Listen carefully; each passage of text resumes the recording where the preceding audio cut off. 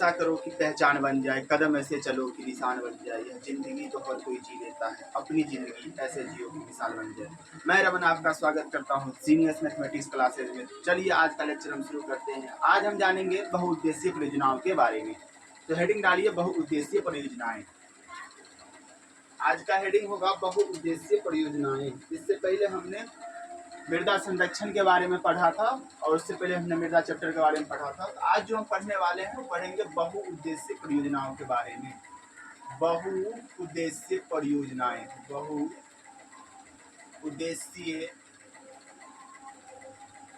परियोजना,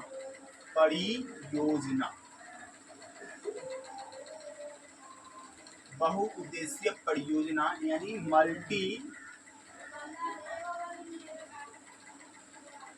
purpose project.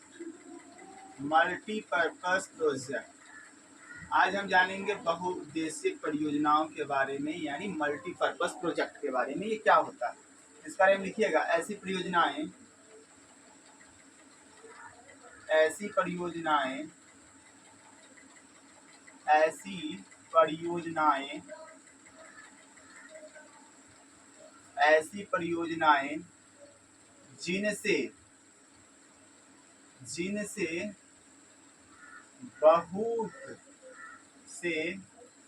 जिनसे बहुत से उद्देश्य जैसे हो गया बाढ़ नियंत्रण,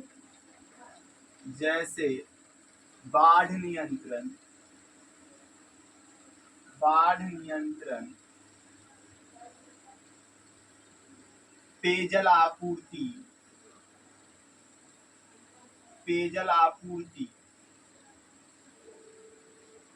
सिंचाई सुविधा,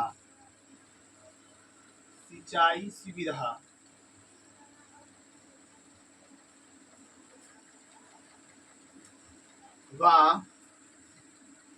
पर्यटन आदि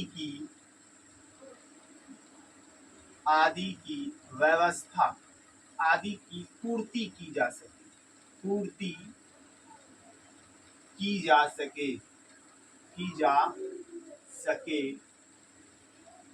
उसे बहुउद्देशीय परियोजना कहते हैं।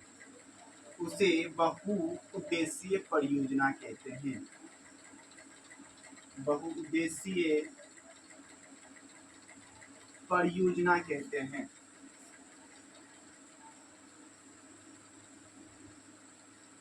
उसे बहुउद्देशीय परियोजना कहते हैं।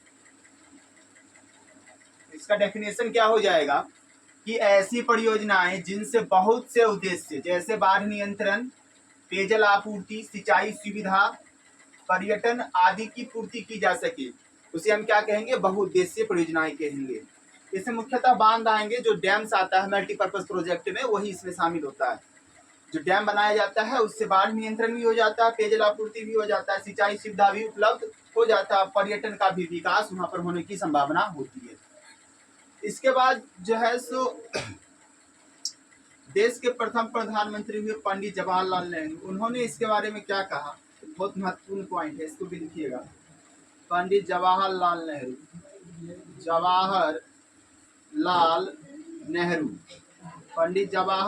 नेहरू जी ने इसके बारे में क्या कहा, इसको हम समझते हैं। पंडित जवाहरलाल नेहरू जी ने बहुउद्देशीय परियोजनाओं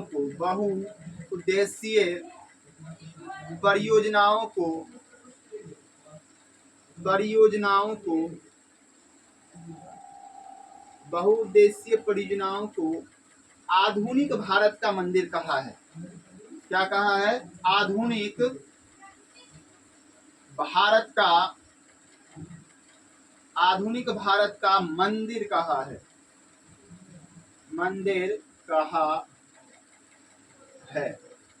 आधुनिक भारत का मंदिर कहा है। सबसे पहले हमने क्या जाना कि बहुउद्देशीय परियोजना क्या होता है। उसके बाद एक महत्वपूर्ण कथन है जो बहुत बार बिहार बोर्ड में पूछा गया है कि बहुउद्देशीय परियोजनाओं को किसने भारत का मंदिर कहा है? तो आपका जवाब होना चाहिए पंडित जवाहरलाल नेहरू।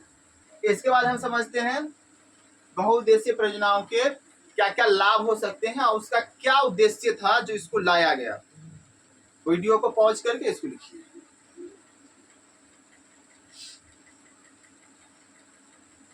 यहाँ तक आप लिख चुके होंगे।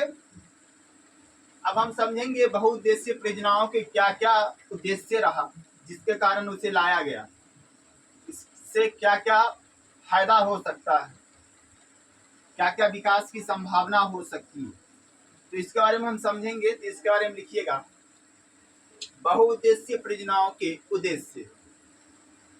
बहुउद्देशीय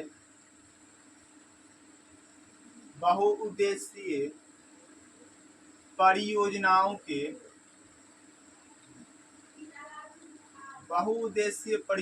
के उद्देश्य। इनका उद्देश्य क्या था इसको हम समझते हैं। बहुउद्देशीय परियोजनाओं के उद्देश्य कि क्या क्या उद्देश्य रहा होगा। तो जो सबसे पहला उद्देश्य था वो था बाढ़ नियंत्रण। दूसरा था मृदा अपरदन पर रोक।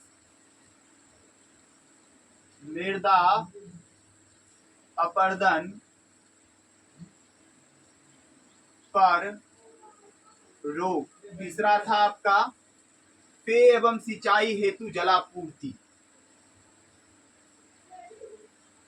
पेय एवं सिंचाई हेतु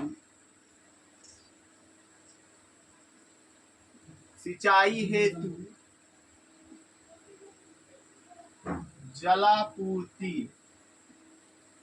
चौथा उद्देश्य था विद्युत उत्पादन।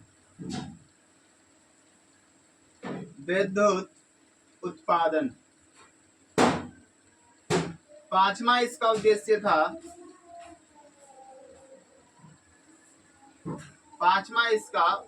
था परिवहन। छठा उद्देश्य था उद्योगों की जलापूर्ति।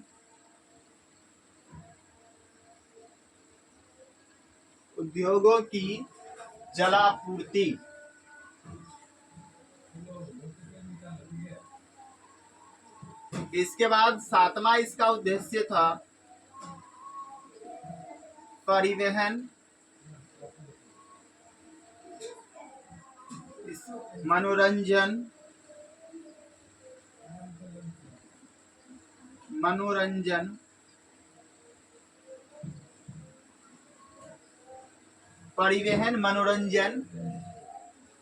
वन्यजीव संरक्षण,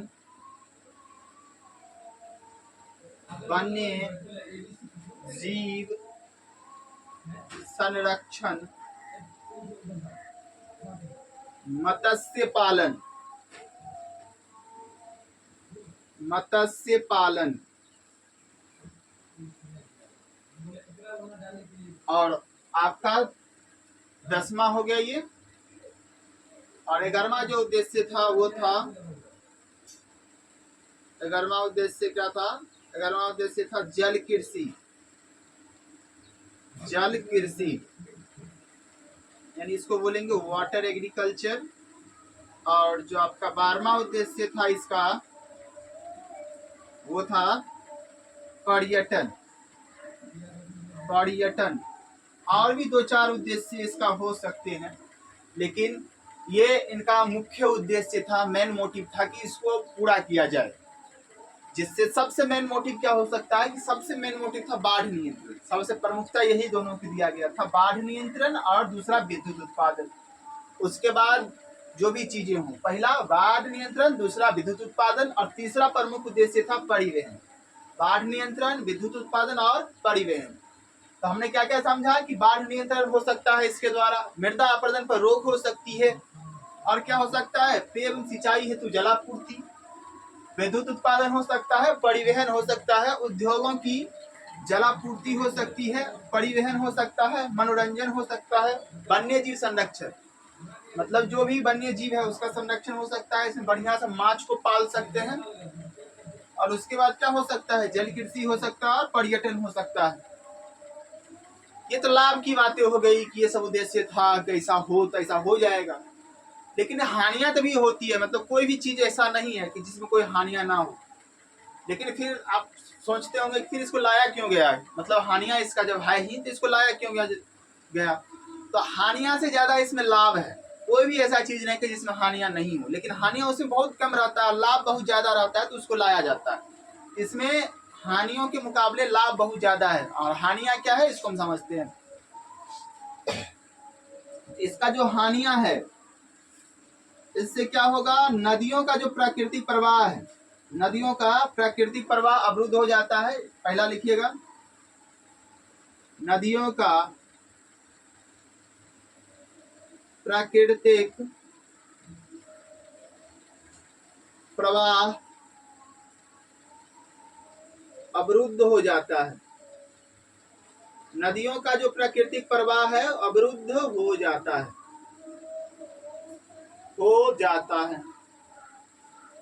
और क्या हो सकता है, पहला नदियों का प्राकृतिक प्रवाह अवरुद्ध हो जाएगा, दूसरा हो जाएगा अवसादीकरण तेज हो जाता है। अवसादीकरण तेज हो जाता है। तो अवसादीकरण का मतलब आप नहीं समझ रहे होंगे। तो अवसादीकरण का मतलब होता है सेडिमेंटेशन, यानी जो भी कंकर है, जो भी मिट्टियां हैं, जो भी जीव जंतु वह करके आया है, वो सब एक जगह पर एकत्रित होने लगता है। और एकत्रित होते होते धीरे धीरे वो अवसादों के रूप में जमने लगता है, तो उसी हम कहेंगे अवसाद। और यह प्रक्रिया जो है वैसे नदियों में जमते रहता है, जिसको हम गाद बोलते हैं, वो जमते रहता है। लेकिन जैसे ही इसको अगर हम प्राकृतिक प्रवाह को अवरुद्ध करेंगे तो यह और तेजी से जमेगा। और छठा क्या हो सकता है कि बाढ़ जैसी संकट उत्पन्न हो सकती है। आप बाढ़ जैसी संकट उत्पन्न हो सकती है, संकट उत्पन्न होती है। तो ऊपर में हम ये लिखाए हैं कि बाढ़ का नियंत्रण भी हो सकता है, नीचे में बाढ़ जैसी संकट क्यों उत्पन्न हो सकती है। एक्चुअली जिसको लाया गया तो बाढ़ नियंत्रण के लिए ही था कि यहाँ पर, दूसरा था विद्युत उत्पादन। तो बाढ़ नियंत्रण तो हो जाता है, लेकिन बाढ़ जैसी संकट उत्पन्न कब होगी, जब बारिश खूब हो जाएगा, एकदम धुआंधार बारिश हो रहा है, मूसलाधार होते जा रहा है, तो क्या हो जाएगा, एक समय ऐसा आएगा कि डैम के ऊपर से पानी निकलने की कोशिश करेगा। और उस समय क्या होगा कि डैम वाला पानी छोड़ दिया जाएगा, और जैसे ही वो छोड़ेगा तो आसपास का जो इलाका है उसको तहस नहस कर देगा, उसको दहा देगा। एक ही दिन में इतना पानी चढ़ेगा कि आज वहां है तो कल घर के छप्पर पर से ऊपर से बह रहा है, इतना तेजी से पानी बढ़ेगा। तो बाढ़ जैसी संकट भी उत्पन्न हो सकती है, अवसादीकरण तेज हो सकता है, और नदियों का जो प्राकृतिक प्रवाह है, जो नेचुरल फ्लो है, वो भी क्या हो सकता है, गड़बड़ा सकता है। ये इसका हानियां हो गई। फिर भी सरकारों ने क्या किया है कि बहुउद्देशीय परियोजनाओं को बढ़ावा देने की बहुत ज्यादा कोशिश की है। तो इसका मतलब क्या है कि इसमें हानियों से ज्यादा क्या है, लाभ बहुत ज्यादा है। ऐसा तो बहुत कम ही बार होता है कि बाढ़ जैसी संकट उत्पन्न हो सकती है, लेकिन बाढ़ नियंत्रण हर हमेशा होता है। यहाँ तक आप समझ चुके होंगे। वीडियो को पॉज करके इसको लिखिए।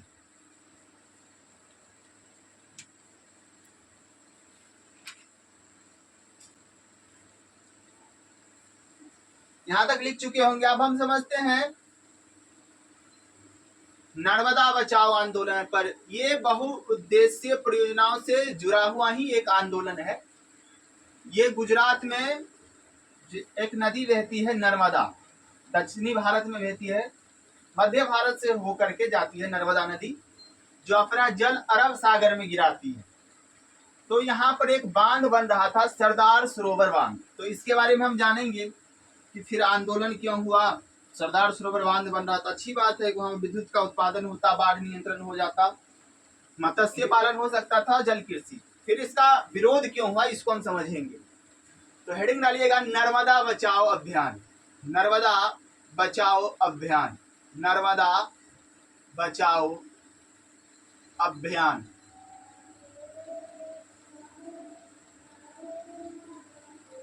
नर्मदा बचाओ अभियान, नर्मदा बचाओ अभियान क्या है इसको हम समझते हैं। तो सबसे पहली बात, नर्मदा बचाओ अभियान, इसका नाम से ही पता चल रहा है कि नर्मदा यानी नर्मदा नदी पर ऐसा कुछ हो रहा होगा।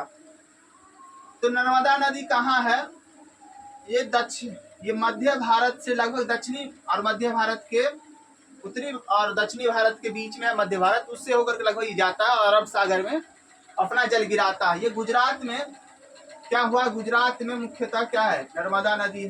गुजरात गुजरात गुजरात में है नर्मदा नदी, नर्मदा नदी। और इस पर एक बांध बन रहा था जिसका नाम था सरदार सरोवर बांध। सरदार सरोवर सरदार सरोवर बांध, एक बांध बन रहा था जिसका नाम था सरदार सरोवर बांध। सरदार सरोवर बांध, फिर यहाँ का जो स्थानीय लोग था, जो किसान था, तो इन्होंने इसका विरोध करने लगा। इन्होंने क्या किया, सरदार सरोवर बांध का क्या किया, विरोध किया। आप सोच रहे होंगे इसका विरोध क्यों किया गया होगा। तो इसका विरोध इसलिए किया गया क्योंकि जहां भी डैम बनाया जाता है तो उसका जो एरिया होता है समझिए तालाब में परिवर्तित हो जाता है।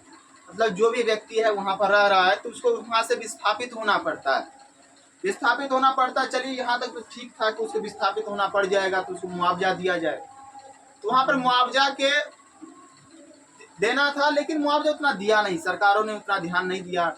भ्रष्ट नेता हो गया, घुसखोर मंत्री हो गया, तो उन्होंने क्या किया, जहां पर उसको 5 लाख रुपया मिलना था तो वहां पर उसको 10-20 ही हजार दे करके उसको वहां से निकालने की कोशिश किया गया। आपको ऐसा करेगा तो आप भी क्या करिएगा, आंदोलन करिएगा। तो इन्होंने क्या किया, सरदार सरोवर बांध का विरोध करने लगा। इसका मानना था कि नर्मदा नदी जो है सो नष्ट हो सकती है, मतलब कि उसका प्रवाह अवरुद्ध हो जाएगा और हमारा जीवन भी विस्थापित हो जाएगा और उसके हमको सही मायने में मुआवजा नहीं मिल रहा है। तो इन्होंने क्या किया, इस सब व्यक्तियों ने मिल करके एक एनजीओ बनाया। एनजीओ का मतलब होता है नॉन गवर्नमेंटल ऑर्गेनाइजेशन, यानी मतलब गैर सरकारी संगठन। तो इन्होंने क्या किया, एक एनजीओ बनाया, यानी गैर सरकारी संगठन बनाया। गैर सरकारी संगठन, इन्होंने क्या बनाया, एक गैर सरकारी संगठन बनाया। और इन्होंने इसमें जो है सो वहां का जो स्थानीय लोग था, स्थानीय लोगों,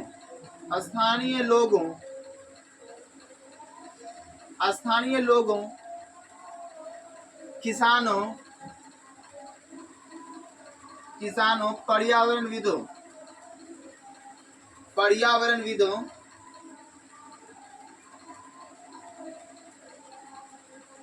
पर्यावरणविदों और मानवाधिकार कार्यकर्ताओं,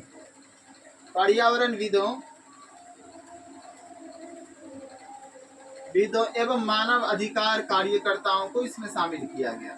मानव अधिकार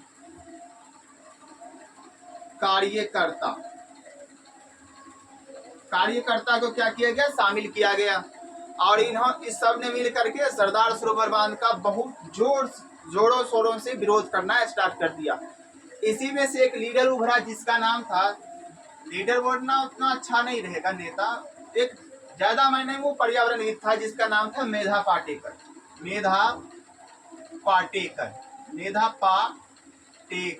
जिसका नाम था मेधा पाटेकर। इन्होंने क्या किया, इस आंदोलन जो है, ये अभियान जो है, इसको लीड किया और सरकार का इसका पुरजोर विरोध करना स्टार्ट कर दिया। उस समय वहां का मुख्यमंत्री श्री नरेंद्र मोदी जी थे। तो उन्होंने क्या किया, इसको पकड़ा और जेल में लेकर के डाल दिया। यही कुछ समय हो रहा था, लगभग समझिए 2020 या 22 में इसको छोड़ा है। लेकिन वहां पर विरोध करने के बावजूद वहां पर जो है सो सरकार ने सरदार सरोवर बांध को बना दिया, जिससे वहां के लोगों को तकलीफें भी हुई। लेकिन बाद में चल करके जो वहां का लोग था उसको सही मायनों में मुआवजा लगभग बहुत सारे व्यक्तियों को मिल चुका था। तो धीरे धीरे ये आंदोलन दबता गया। अभी जो है सरदार सरोवर बांध बन चुका है। हमको बस इतना ही जानना था कि नर्मदा बचाओ आंदोलन है क्या, कहाँ हो रहा था। तो हमने समझ लिया कि ये नर्मदा नदी पर एक बांध बन रहा था, सरदार सरोवर बांध, उसके विरोध में आंदोलन किया जा रहा था। और नर्मदा बचाओ अभियान एक गैर सरकारी संगठन था। जो यहाँ का जो विरोध करने वाला व्यक्ति था, स्थानीय लोग था, किसान था, पर्यावरणविद था, मानवाधिकार कार्यकर्ता था, इन्होंने सब मिल करके एक संगठन बनाया था, एक एनजीओ बनाया था, जिसके जिसके मदद से वो विरोध कर रहा था। इसका प्रमुख नेता था मेधा पाटेकर। यहाँ तक आप समझ चुके होंगे। इसकी वीडियो को पॉज करके इसको लिखिए।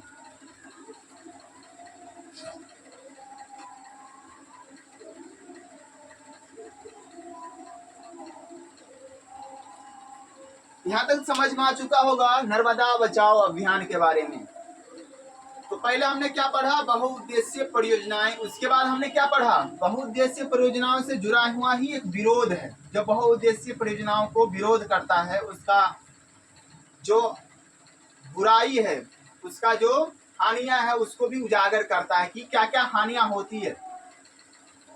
लाभ तो सबको पता ही रहता है कि ये सब लाभ होगा, लेकिन हानियों के बारे में ये सब आंदोलन हमको जानकारियां देती है कि क्या क्या हानियां हो सकती है। और इसके बाद हम जानते हैं जल संकट के बारे में कि जल संकट कैसे पैदा होता है और जल संकट क्या है। सबसे पहले ये समझना जरूरी है कि पृथ्वी पर, तो समझिएगा, ये अपना पृथ्वी है, ये अपना पृथ्वी है। इसका जो 3 हिस्सा है वो जल से ढका हुआ है। खाली जले जल है, जले जल है, खाली जले जल है। यानी 70% जो एरिया है, 70% जो एरिया है वो जल से ढका हुआ है। यहाँ पर खाली वाटर ही वाटर है। आप फिर सोचते होंगे कि सर जी जल संकट कैसे उत्पन्न हो जाता है। तो 70% जो जल है, इसमें से जो 98% जल है ये खारा जल है, यानी पीने लायक नहीं, खारा जल। इसमें जो 2% जल है वो है अलवणीय जल, या जिसको हम बोल सकते हैं मृदु जल, मृदु जल, या जिसको हम क्या बोल सकते हैं, मीठा पानी, मीठा पानी। और यही हमारा क्या है, पीने लायक है। और ये हमारा पीने लायक है नहीं, इसमें नमक की मात्रा बहुत ज्यादा है। एक जैसा पी लीजिएगा ना तो फिर हो गया आपका काम तमाम। इतना ना प्यास लगेगा, इतना नहीं लगेगा ना, भर दिन पानी ये पीते रह जाइएगा। और जब पानी इतना पीजिएगा तो क्या बोलते हैं, आपके शरीर में वाटर जमा होते जाएगा। एक समय ऐसा आएगा प्यास बुझेबे नहीं करेगा, तो आपका डेथ हो सकता है। तो इसको तो हम पी नहीं सकते हैं, लेकिन ऐसा कुछ टेक्नोलॉजी आ गया है जिसके मदद से है इसको स्वच्छ किया जा रहा है। लेकिन उसमें बहुत सारा रुपया खर्च हो रहा है। जैसे दुबई जैसे इलाका हो गया, वहां पर इसका भी उपयोग कर लिया जाता है। ऐसा खतरनाक तकनीक आ गया जिसकी वजह से इसको फिल्टर कर लिया जाता है। और जो मृदु जल है ये मात्र 2% है। ये मृदु जल मात्र 2% है। यह 2% में से 1% से ऊपर, समझिए ना 1.5%, ये जो पर्वत श्रेणियां हैं उसके चोटियों के रूप में जमा हुआ है। पर्वत श्रेणियों में चोटियों के रूप में जमा हुआ है। और मात्र 0.5% ही जो है भूमिगत जल के रूप में हो गया, नदियों के रूप में हो गया, यहाँ पर उपलब्ध है। हम पानी कहाँ का पीते हैं, या तो नदियों का है जो उसको स्वच्छ कर दिया जाता है और फिर उसमें सप्लाई कर दिया जाता है। गांव घर में तो ऐसा नहीं होता है। जैसे शहर हो गया, जैसे पटना हो गया, तो वहाँ पर क्या होता है, गंगा नदी में से पानी को निकाला, उसको सफाई किया और फिर पूरे शहर को सप्लाई कर दिया। जैसे यमुना है, यमुना में क्या करेगा, वहां पर जो है बह रही है यमुना, उतना दिल्ली में बह रही है यमुना, उतना खतरनाक गंदा है, तब भी उसको क्या करता है, वहां से पानी को उठाता है, उसको रिसाइकल करता है और फिर जो है सो शहरों में भेज दिया जाता है। और गांव भर में तो अपना चापाकल का पानी पीते हैं। यहाँ तक आपको समझ में आ चुका होगा कि मात्र जो है सो हमारे पास में 0.5% ही जो एक्चुअली है पीने के लिए पानी है। तब भी कोई दिक्कत नहीं आता। लेकिन फिर दिक्कतें क्या हुई कि ऐसा संकट उत्पन्न होने लगा।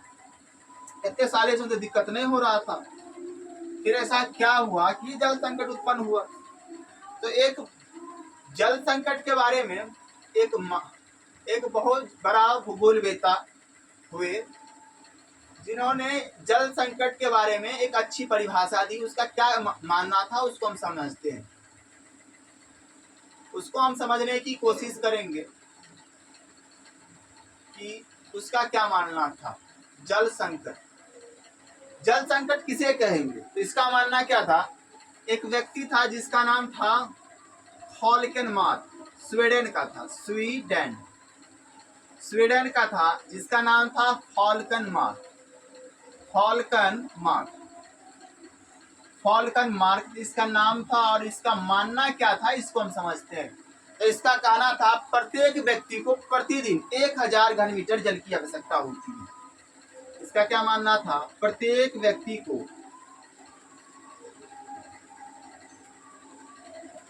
प्रतिदिन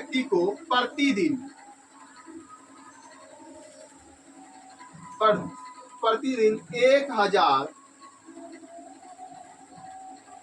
घन मीटर जल की आवश्यकता होती है। जल की आवश्यकता होती है। प्रत्येक व्यक्ति को प्रतिदिन 1000 घन मीटर जल की आवश्यकता होती है। इससे कम जल उपलब्धता, इससे कम जल उपलब्धता क्या है, इससे कम जल उपलब्धता ही जल संकट है। जल संकट है। तो प्रत्येक व्यक्ति को कितना चाहिए, प्रतिदिन 1000 घन मीटर जल चाहिए। अगर इससे कम होगा तो क्या होगा, कम जल होगा तो जल संकट है। इससे अगर कम जल मिलेगा प्रत्येक व्यक्ति को तो क्या हो सकता है, जल संकट की स्थिति उत्पन्न हो सकती है। आप सोच रहे होंगे कि ऐसा जल संकट की स्थिति जो है क्यों उत्पन्न होती है, तो इसका क्या कारण रहा होगा। इसके कारणों पर भी हम विचार करते हैं। तो इसका जो कारण है अतिशोषण, मतलब जल का ऐसा खतरनाक तरीका से शोषण किया जाता है। अतिदोहन, जहाँ पर 1 लीटर जल की आवश्यकता है वहां पर आप 5 लीटर बहाइए। अतिशोषण, अतिशोषण हो गया। दूसरा क्या हो सकता है, अतिदोहन। अतिदोहन सबसे बड़ी बात है कि जो भी सड़कें बन रही है, मकाने बन रही है, अपना चलिए एक डोल पानी खराब कर दिए, 2 डोल खराब कर दिए, वहां पर जो सड़क बन रहा है उसमें अरबों लीटर पानी आ जाए बर्बाद हो जाती है। अरबों लीटर पानियों का उपयोग किया जाता है। और वो भी नदी से थोड़ी ना लगता है, वो चापाकल से निकालता है, उसमें डालते रहता है। नदियों से भी निकालेगा तो वो भी तो मृदु जल का ही ना, क्या हुआ, हानियां हुआ। तो अतिशोषण, अतिदोहन, और समाज में जो है सभी के पास में समान जल उपलब्ध नहीं है। जैसे अपना बिहार है, यहाँ पर तो जल ही जल है। और वहीं राजस्थान चले जाइए, वहाँ पर सूखा ही सूखा है, वहाँ पर रेगिस्तान है, तो वहाँ पर जल की उपलब्धता बहुत ज्यादा कम है। लेकिन बिहार में जल की उपलब्धता है। यहाँ पर कोई व्यक्ति को जल की कमी का समस्या का सामना नहीं करना पड़ता है। लेकिन राजस्थान के जो व्यक्ति है, जो पश्चिमी राजस्थान का जो व्यक्ति है, जो इलाका है, वहाँ पर हर हमेशा जल की समस्या को सामना करना पड़ता है। तो अतिशोषण हो गया, अतिदोहन हो गया, और समाज के विभिन्न वर्गों में जल का असमान वितरण एवं समाज के विविध वर्गों में, विविध का मतलब होता है बहुत सारे विविध वर्गों में जल का असमान वितरण। जैसे बिहार में खूब जल है और वहीं राजस्थान में जले नहीं है, असमान वितरण। तो इसका 3 कारण हो सकता है। पहला हो सकता है कि आप इसका इतने यूज करें खुद से समाप्त हो जाए। दूसरा हो सकता है कि अतिदोहन, उसका खूब दोहन कीजिए। तीसरा क्या हो सकता है कि समाज के विविध वर्गों में जल का असमान वितरण। जो सबसे मुख्य कारण है वो यही है तीसरा कि समाज के विविध वर्गों में, यानी राजस्थान में उतना पानी मिलता नहीं है, बिहार में उतना पानी मिलता है। ये दोनों तो बाद में आएगा। यहाँ तक आप समझ में आ चुका होगा। तो इस वीडियो को पॉज करके इसको लिखिए।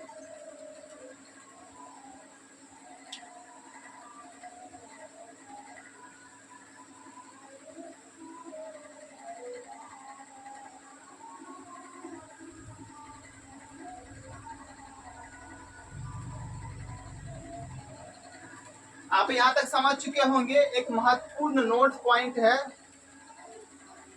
उसको भी लिखाना है। वो आपके एग्जाम में पूछा गया है, पूछा इस बार जा भी सकता है। तो उसको ध्यान में रख करके ये महत्वपूर्ण पॉइंट्स हम लिखाने की आपको कोशिश कर रहे हैं। तो इसको लिखिएगा नोट बना करके।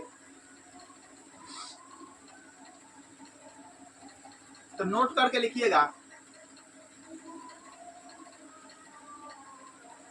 नोट करके क्या लिखना है कि अपना बिहार है, बिहार में तो समझते हैं जल खूब है, और जब जल खूब है तो यहाँ पर अति शोषण तो होबे करेगा, अति दोहन।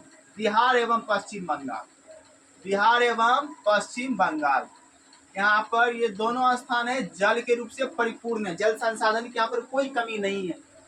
तो यहाँ पर क्या हो रहा था, जल का अतिदोहन होगा, जल का क्या होगा, अतिदोहन, जल का अतिदोहन, जल का अतिदोहन। जल का अतिदोहन इतना नहीं सब कर दिया कि जिसके कारण क्या हुआ, यहाँ के जो मृदा है, यहाँ की जो मिट्टी है उसमें अर्धसैनिक की मात्रा, अर्धसैनिक का संकेंद्रण बढ़ने लगा। तो क्या होने लगा, अर्धसैनिक, अर्धसैनिक, अर्धसैनिक का संकेंद्रण में यहाँ पर क्या होगी, क्या हो गया, वृद्धि हो गया, वृद्धि हो गया, हो गया। तो ऐसा पूछा जाता है कि बिहार एवं पश्चिम बंगाल में जल के अतिदोहन से किस तत्व की संकेंद्रण में वृद्धि हुई है। तो आपका जवाब क्या होना चाहिए, अर्धसैनिक की संकेंद्रण में वृद्धि हुई। इसके बाद हम समझते हैं, यहाँ तक तो समझ में आ चुका होगा। दूसरा पॉइंट समझिएगा। अब राजस्थान में भी क्या हुआ, 1970 के दशक में एक इंदिरा गांधी नहर बनाई गई, इंदिरा गांधी जी के द्वारा, जिससे राजस्थान को जो पश्चिमी इलाका है, झेलम नदी पर नहर बना, झेलम नदी से पानी आता है, और राजस्थान का जो पश्चिमी इलाका है वहां पर इंदिरा गांधी नहर के थ्रू सप्लाई किया जाता है। तो वहां पर क्या हुआ कि इसका इतना ना उपयोग किया वो सब भी, तो क्या हुआ, राजस्थान हो गया और महाराष्ट्र, यहाँ पर उस जल का इतना ना उपयोग किया, राजस्थान और महाराष्ट्र, राजस्थान और महाराष्ट्र, राजस्थान और महाराष्ट्र, वो सब क्या किया, वो जल का अतिदोहन करने लगा। तो वहां भी अतिदोहन हुआ, और जब जल का अतिदोहन होता है तो कुछ ना कुछ चीजें जो है से उत्पन्न होगी। जैसे पंजाब में जल का अतिदोहन हुआ, हरित क्रांति आया, नहरें बनी, और पंजाब में है जबरदस्त जल का अतिदोहन हुआ। अब वहां अतिदोहन हुआ तो वहां भूमि क्या हो गया, निम्नीकरण हो गया। कुछ समय के बाद ऐसा भी आएगा कि जितना खाद डाल करके उपजा लो, कुछ समय ऐसा आएगा पंजाब हरियाणा का भूमि जो है तो उपजा कम देने लगेगा। इसको भी समझना है कि राजस्थान और महाराष्ट्र में क्या हुआ, जल का अतिदोहन हुआ, जल का अतिदोहन। और जब जल का अतिदोहन हुआ तो यहाँ पर क्या हुआ, फ्लोराइड के संकेंद्रण में वृद्धि हो गई, फ्लोराइड के संकेंद्रण में वृद्धि हो गई, संकेंद्रण में क्या हो गई, वृद्धि, संकेंद्रण में वृद्धि हो गई। बिहार और पश्चिम बंगाल में हुआ तो जल अर्धसैनिक के संकेंद्रण में वृद्धि, और राजस्थान और महाराष्ट्र में जल का अतिदोहन हुआ तो फ्लोराइड के संकेंद्रण में वृद्धि हो गई। यहाँ तक आप समझ चुके होंगे। आज का जो लेक्चर है इसको हम यहीं तक रखेंगे, फिर मिलेंगे नेक्स्ट लेक्चर में, तब तक के लिए जय हिंद।